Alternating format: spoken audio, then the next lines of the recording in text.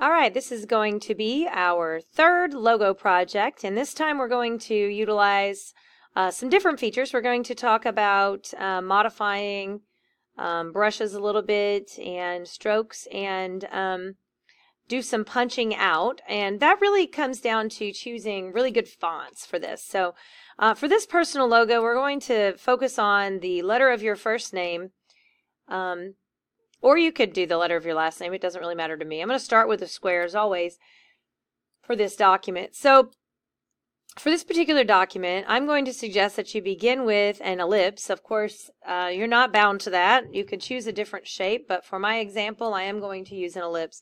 I also want to go over alignment a little bit in this particular session. So again, when you're clicked on a shape, there are going to be buttons up here to align. So for instance, when you hit center, that jumps to center. But do make sure that your alignment is set to align to the artboard. Now, if I have two items that I wanted to center on each other, for example, let's say this was over here, and I had another circle and I wanted it to be centered on top of it or whatever, then I could select these two, and instead of aligning it to artboard, choose align to selection, and it's not going to put it in the middle of here, it's going to put it in the middle of each other, like so. So there's the difference on that. So do pay close attention on your align objects, whether it's artboard or selection. If you're wanting to align it to this whole thing, it would be to selection. So I'm going to hold shift and create a circle. I'm not going to worry yet about putting it in the center, but there it is.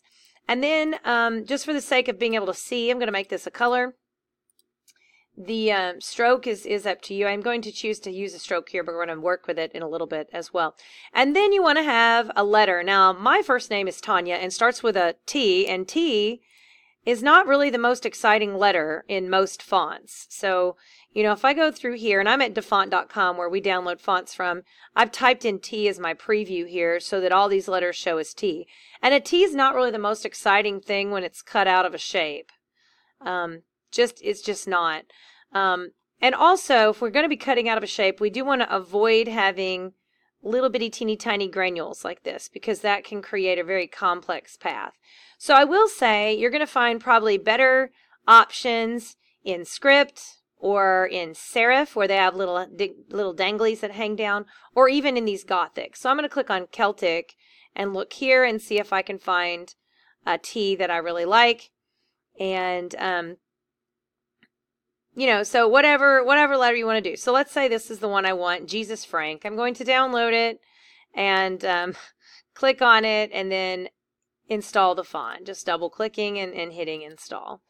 So now I've got that font in there and it's good to go. When you go into Illustrator then and you create your text box, I suggest not clicking on top of an existing shape. So I'm just going to click here and type in my T. Click back on the box, come up to the top. If you know what it's called, you can, whenever it's when you're up here, just start typing it, and there it goes. Don't type it in this box that says classes. That's a filter, by the way. So I've got that there, and then I can just scale this up, and I'm going to make this hang off a little bit on the edges because I think that's going to look cool. And then I want to get some of this down here as well so that this comes out. So there we go. There is my letter. Now, I want to center this right in the middle of this. So this is a situation where we are going to select both of the items and we're going to center them. But before I do that, I'm going to go ahead and turn this text into a path. So I'm going to right click and create outlines and then select both of these, make sure I'm aligning it. It really doesn't matter. I could do artboard because they're the only thing on the artboard right now. And I'm going to center that now in the middle, and you can see that it is equidistant there from each side. At this point, I'm ready to punch out on here, and you can do this with your shape builder or your Pathfinder. Since I'm just punching one shape, I'm going to go to Window, Pathfinder, and minus front. And there we go. We've got that T pulled right out of there. So simple enough. Now, bear in mind that technically this is a group. When you punch these out, this is a group, and here's basically one shape, two shape, three shape. If you double click these, which sometimes people do accidentally, you would get inside of this group, which is where I'm at now. Don't want to be inside the group. That's bad news. So I'm going to double click out here to get out of the group, and I need to turn this group into a compound path, so they are not separate items. So as long as they're all selected, you would go to Object, Compound Path, and Make, or Control 8. How do you know? Because when you click up here or you look up here, it's going to say Compound Path. And if I were to drag my mouse across it, it's going to say Compound Path. If it says something else, I don't have a compound path there. All right, so now that I have a compound path, I'm good there. I'm going to be putting my name below here and then embellishing it with some dots. And we're going to show you how to use dots for your stroke here.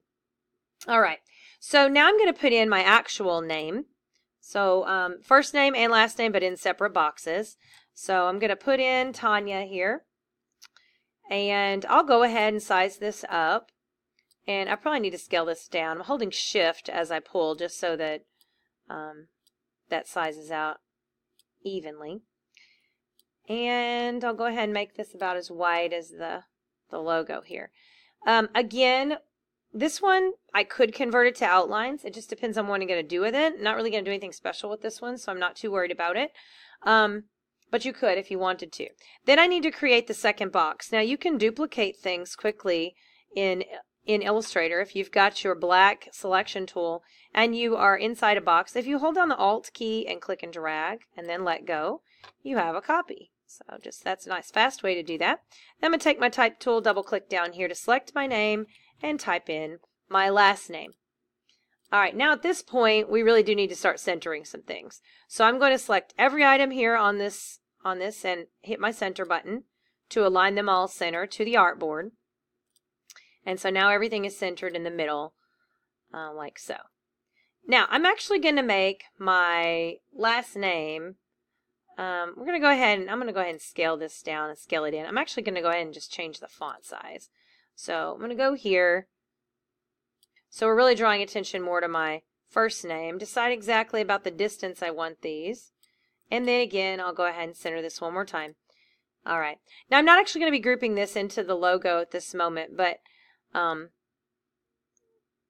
we're just going to have this underneath instead. All right, so I've got that position, and you can use your arrow key on your keyboard to just nudge things a little bit rather than clicking and dragging them. All right, now the fun part here, we're going to add some embellishments to the side. And if you wanted to make sure that none of these guys got moved around, then you could open up your layers and lock these so they don't get moved around. And then nothing can be messed with. It's on there, so I'm not going to accidentally grab a hold of anything.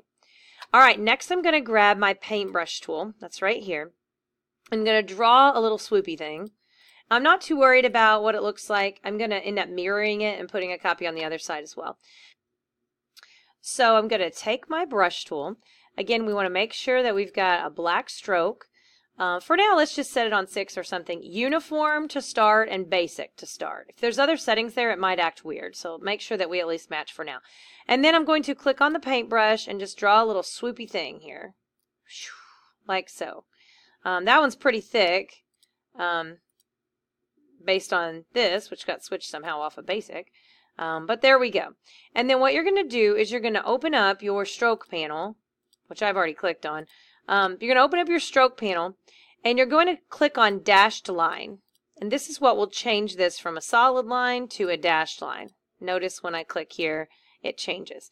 You got to put in numbers. So like right now, the dash is 10 points wide, and then there's a 20-point gap between them. So you kind of decide what you want. I'm going to just put in 5 and 5, and we'll see what that looks like. If we click off of it, you can see we've got dashed lines. But I want to show you how to do dotted lines.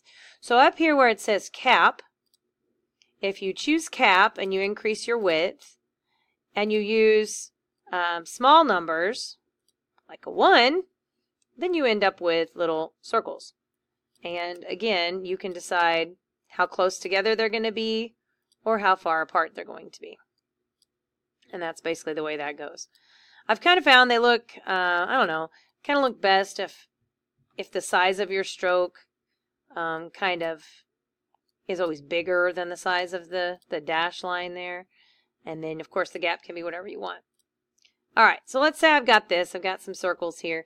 You can also do what they call like a width profile kind of thing. So I'm going to scale this up a little bit. Notice it just gives me more of the circles. if you make, bigger ones, then you can come in here and use much bigger, numbers for things. Actually, I'm going to go 2 and 20.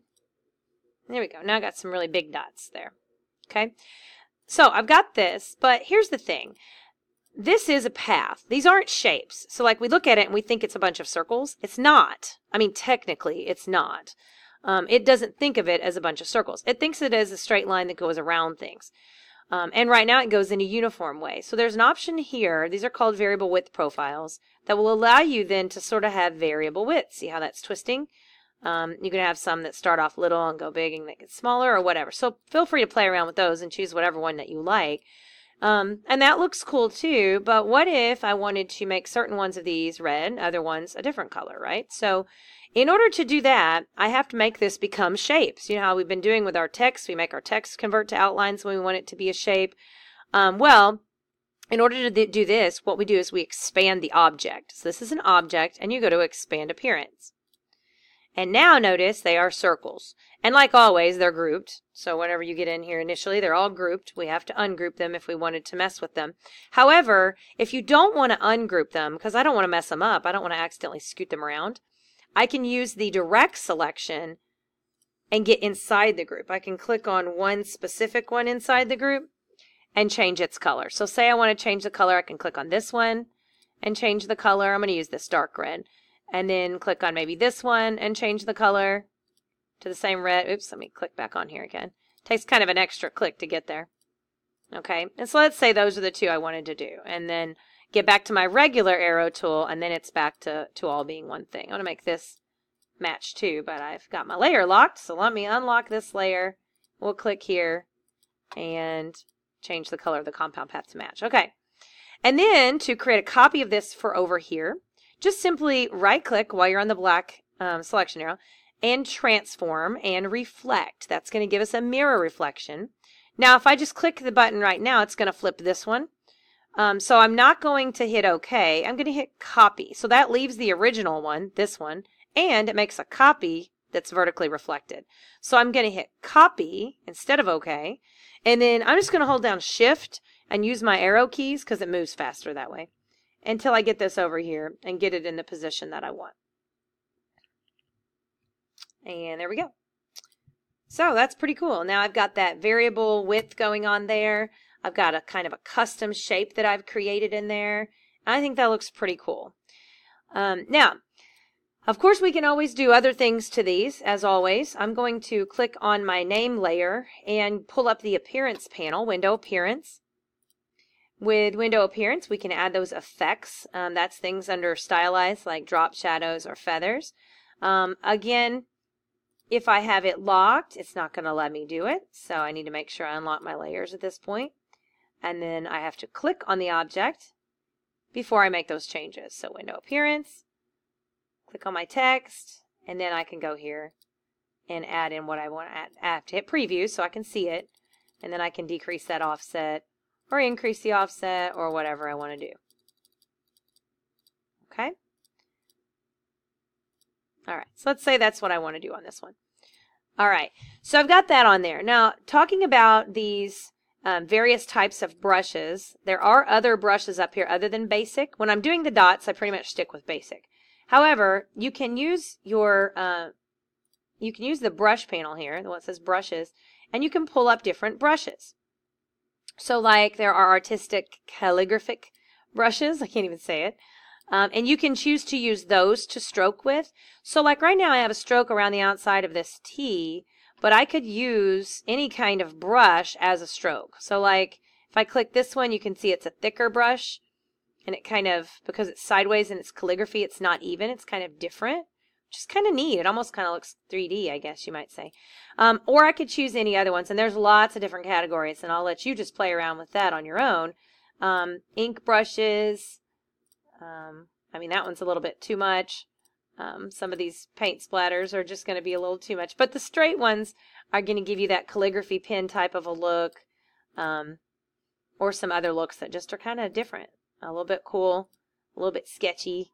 You know, it's just really what you're after. So there you go. There is my letter cutout logo. And hopefully you have fun playing with those features on this one.